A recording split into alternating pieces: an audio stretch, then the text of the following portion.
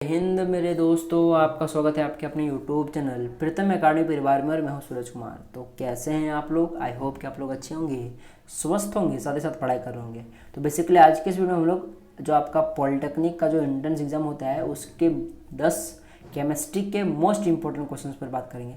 Tension मत लीजिए, आप लोग पॉलिटेक्निक वाले बच्चे हो तो आपको टेंशन लेने की बिल्कुल जरूरत नहीं। आपको गवर्नमेंट कॉलेज जरूर मिलेगा, क्योंकि अब आपकी प्रीतम एकेडमी पॉलिटेक्निक में उतर चुकी है। यानी कि अब आपको पॉलिटेक्निक का सारा सिलेबस अच्छे से और साथ ही साथ इंपॉर्टेंट क्वेश्चंस भी कवर कराया जाएगा। ये तो जस्ट शुरुआत है, बेटो टेलर है, बस 10 प्रश्न आपको दिख रहा है। धीरे धीरे आप लोग का लोड बढ़ाया जाएगा। हम लोगों ने बहुत सारा मटेरियल ऑर्डर किया हुआ है, धीरे धीरे वो आ रहा है, ठीक ना। बस कुछ दिनों में 15 से 17 दिन के बीच में ही आप लोग का क्लासेस आना भी शुरू हो जाएगा, ठीक ना।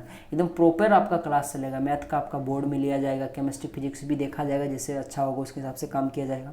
सब कुछ अच्छे से कराया जाएगा, टेंशन लेना है एकदम। टारगेट रहेगा गवर्नमेंट कॉलेज का और मिलेगा ही। उतना भी हार्ड एग्जाम नहीं होता है और उतना भी लोल भी नहीं होता है, याद रख लीजिएगा बात, ठीक ना। तो भाई साहब पढ़ोगे तो आप लोग के लिए लोल है, और अगर नहीं पढ़ोगे तो हार्ड है, सीधा सा बात है। तो भाई साहब प्रीतम एकेडमी साथ अगर नहीं जुड़े हो, अगर इस वीडियो को अगर आप लोग देख रहे हो और अगर आपको बेहतरीन तैयारी करनी है तो जुड़ जाओ, ठीक ना। धीरे धीरे आप लोग का सारा चीज़ कवर कराया जाएगा। इंपॉर्टेंट क्वेश्चंस में तो एकदम बाढ़ ला देंगे हम लोग, ठीक ना, एकदम शहरों को डुबा देंगे, ठीक। तो भाई साहब देखो, ज़्यादा आप बात नहीं करेंगे, सीधा सीधे आप लोग टॉपिक पर आते हैं, जो कि हमारा आज 10 प्रश्न कवर करने का है। तो ये जस्ट टेलर है, ठीक ना। तो अब भाई टेलर को जैसा टेलर जैसा मत लीजिएगा कि भाई ये तो टेलर है, मूवी को जाके देखेंगे, ऐसा नहीं। ये 10 का 10 पूछा गया प्रश्न है, इंपॉर्टेंट है, ठीक। और एक बात देखिएगा कि हिंदी और जो इंग्लिश का जो प्रश्न है इसमें थोड़ा सा आपको अंतर मिलेगा।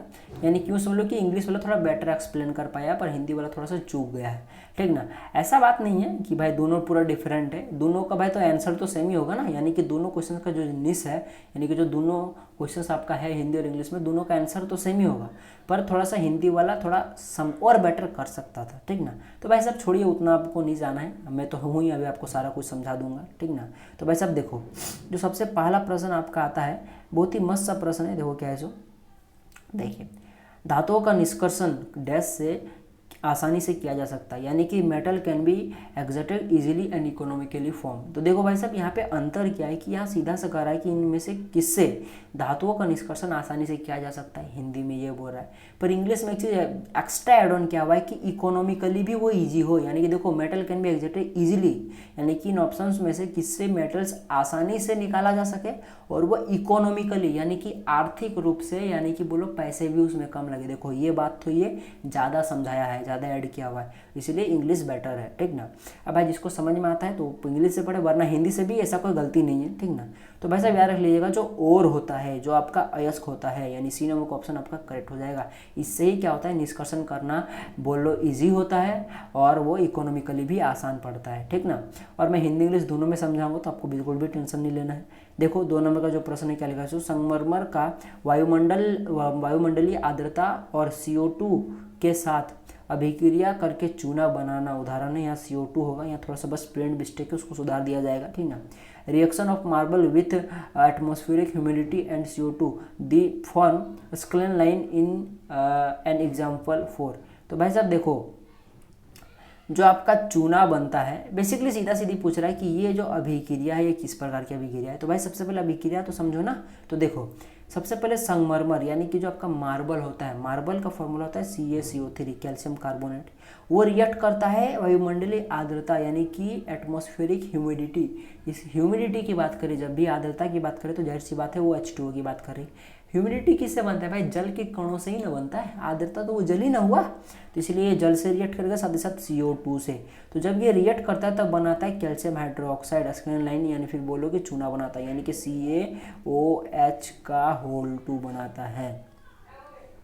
तो भाई साहब देखो, तो यानी कि यहाँ पे क्या समझ में आ रहा है कि देख लो, यहाँ पे जो आपका रिएक्टेंट साइड है, जो आपका अभिकारक साइड, वहाँ पे 3 गो चीज़ें हैं, और जो प्रोडक्ट साइड बन रहा है वो सिंगल बन रहा है। तो भाई साहब आपने पढ़ा हुआ है कि जब अभिकारक की तरफ जब 2 या 2 से अधिक चीज़ें हों, लेकिन उत्पाद हमेशा एकल बने, एक बने, यानी कि प्रोडक्ट हमेशा एक फॉर्म हो, तो वो किस प्रकार की अभिक्रिया होता है? तो वो आपको पता है डिकम्पोजिशन रिएक्शन होता है, यानी कि वियोजन अभिक्रिया होता है, आपको पता ही होगा। तो ये सब भाई सब 10 क्लास की चीज़ें हैं, नॉर्मल चीज़ें, और नॉर्मल ही प्रश्न आएंगे इस प्रकार के, टेंशन नहीं लेना आपको, ठीक। और भाई नॉर्मल बोल रहा हूँ, पर कुछ टफ भी होते हैं, पर भाई टेंशन नहीं लेना, आपको सारा कुछ करना होगा। बस आप लोग पढ़िएगा तो आपको टफ नहीं लगेगा, ठीक, क्योंकि किसी भी एग्जाम को आसान आंकना नहीं चाहिए और हार्ड भी नहीं आंकना चाहिए। ठीक, अब देखो भाई साहब, आधुनिक आवर्त सारणी पर डैश आधारित है, यानी कि देखिए इंग्लिश में कितना अच्छा लिखा है, modern period law is based on, तो वो एटॉमिक नंबर पर बेस्ड है, परमाणु संख्या पर बेस्ड होगा। सी नंबर का ऑप्शन आपका करेक्ट हो जाएगा। देखो 4 नंबर का ऑप्शन क्या है, ये तो बस टेलर है, जस्ट टेंशन मत लीजिए, अभी आप लोग लाइटली पढ़िए, ये सब भी प्रश्न आपको वापस कराया जाएगा, टेंशन लेना मस्त एकदम अच्छे तरीके से कराया जाएगा। वह तत्व जिसका स्वभाव विद्युत धनात्मक, यानी कि the element which is electropositive in nature, तो भाई साहब जो सल्फर होता है वो क्या होता है, वो इलेक्ट्रॉन को एक्सेप्ट करता है, वो एक्सेप्टर होता है, जो एक्सेप्ट करता है इलेक्ट्रॉन को उसमें नेगेटिव चार्ज आता है, यानी कि ये तो पॉजिटिव चार्ज होगा नहीं, ये नंबर का ऑप्शन तो होगा नहीं। उस तरह से जो बी नंबर का सिलिकॉन है, सिलिकॉन भी क्या करता है, एक्सेप्टर होता है, यानी कि ये भी नेगेटिव चार्ज का होगा। बोरॉन जो होता है ये भी एक्सेप्टर होता है, लेकिन जो कॉपर होता है वो क्या होता है, डोनर होता है, जो डोनर होता है इलेक्ट्रॉन को जो देता है उसमें पॉजिटिव चार्ज आता है, तो डी नंबर का ऑप्शन तांबा कॉपर सही हो जाएगा। देखो मैग्नीशियम को हवा में जलाना है, burning of magnesium in air, तो भाई साहब वो किस प्रकार का केमिकल चेंज है आपको ये बतानी है, किस प्रकार का केमिकल रिएक्शन होगा आपको बताना है। तो जब भी बर्निंग की बात करें, जलना का जहाँ भी बात किया जाए, तो याद रख लीजिएगा वो एक केमिकल परिवर्तन, एक केमिकल चेंज होता है, ठीक ना, क्योंकि आप वापस से मैग्नीशियम रिबन को या फिर बोलो मैग्नीशियम मेटल को जलाने के बाद आप मैग्नीशियम नहीं बना सकते, ठीक ना, अगर बना पाते तब हम उसको भौतिक की तरफ सोचते, यानी कि फिजिकल चेंज की तरफ सोचते, ठीक ना, पर ऐसा होगा नहीं तो नहीं सोचेंगे। अब ये मस्त सा प्रश्न है, ये आप लोग का HW रहा, ठीक ना, HW रहा TAH, यानी कि ट्राई एट होम, ठीक ना, ये आप लोग का रहा। ऐसा क्यों बोल रहा है, क्योंकि इसमें आप लोग कंफ्यूज होइएगा ए नंबर का और सी नंबर का ऑप्शन में देखिएगा। अब देखता हूँ कौन सही आंसर बोलता है, उसको मैं कमेंट में पिन कर दूंगा, साथ ही साथ इसका नेक्स्ट जो वीडियो आएगा उसमें मैं इसको अच्छे से डिस्कस करूंगा, ठीक। तो फिलहाल अभी आप लोग के लिए कंफ्यूज करने के लिए मैं आपको भी छोड़ के चला जाता हूँ, ठीक। अब देखिए 7 नंबर के प्रश्न पर आते हैं, ठीक ना। देखिए प्लास्टर ऑफ पेरिस, यानी कि प्लास्टर ऑफ पेरिस का जो फॉर्मूला वो क्या होगा, ये देखिएगा CaSO4 का CaSO4 इंटू में हाफ H2O होता है इसका, यानी कि बी नंबर का ऑप्शन आपका करेक्ट हो जाएगा, ठीक ना। तो चलिए हम लोग आगे बढ़ते हैं। तो देखिए 8 नंबर का जो प्रश्न है उसमें क्या लिखे, एसिटिक एसिड NaOH के साथ अभिक्रिया करके एक लवण बनाता है जिसका pH मान, तो याद रखिए भाई, देखिए एसिटिक एसिड जो होता है, यानी कि देखिए एक बार इंग्लिश में पढ़ देता हूँ, acetic acid reacts with NaOH salt whose pH मान इज, यानी कि सबसे पहले भाई आपको एसिटिक एसिड और NaOH का रिएक्शन होने के बाद क्या बनते हैं आपको वो पता होना चाहिए। तो भाई साहब देखो एसिटिक एसिड यानी कि इसका जो फॉर्मूला होता है वो होता है CH3COOH होता है। जब जिसको जब आप लोग NaOH के साथ रिएक्ट करोगे तो वो क्या बनता है पता है, आपका बनता है सोडियम एसीटेट बनता है, यानी कि CH3COONA बनता है और साथ ही साथ H2O का भी फॉर्मेशन होता है, ठीक ना। तो भाई साहब समझो ये आखिर भाई सबसे पहले आपको यहाँ देखो जो आपका एसीटेट सोडियम एसीटेट बनता है, अब भाई ये किस नेचर का होता है, ये एसिडिक होगा कि ये क्षारीय होगा, यानी कि बेसिक नेचर का होगा या अम्लीय नेचर का होगा, सबसे पहले आपको पता चलेगा तो आप लोग आंसर ला दोगे। तो कैसे पता चलेगा, तो देखो भाई साहब ये जो रिएक्टेंट साइड है इसमें देखो आपके पास क्या है, आपके पास एसिटिक एसिड होता है और एक क्या है आपके पास NaOH है। तो आपको याद रखिएगा जो एसिटिक एसिड होता है वो क्या होता है, दुर्बल अम्ल होता है, क्या होता है वो एक कमजोर अम्ल होता है, लेकिन जो आपका वही दूसरे तरफ जो NaOH है वो आपका एक प्रबल यानी कि स्ट्रॉन्ग बेसिड होता है ये। तो भाई साहब एक चीज बताइए, आपको पता है कि अम्ल और क्षार का रिएक्शन से न्यूट्रल होता है, कोई भी चीज लवण बनता है न्यूट्रल हो जाता है, ठीक ना।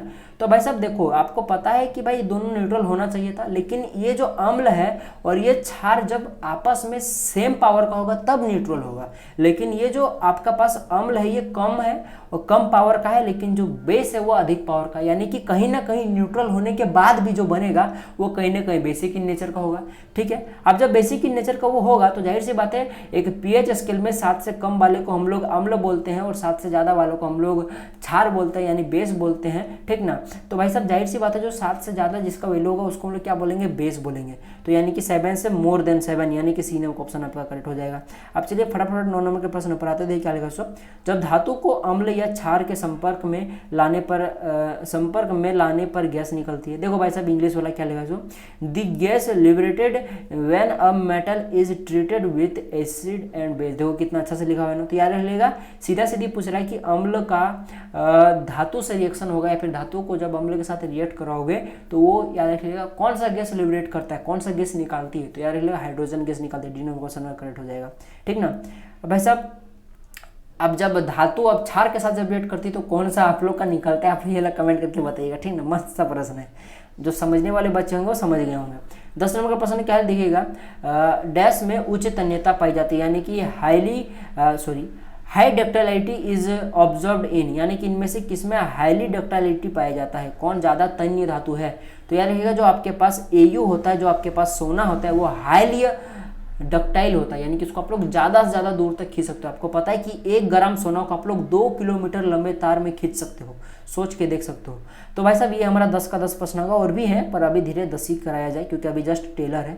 चलिए हम लोग मिलेंगे अगले वीडियो में, तब तक के लिए जय हिंद, जय भारत, और आपका दिन शुभ हो। और साथ ही साथ मैं एक बार बोलना चाहूँगा कि जो जो नए बच्चे हैं जिनको पॉलिटेक्निक की तैयारी करना है वो जुड़ जाए हमारे साथ, ठीक।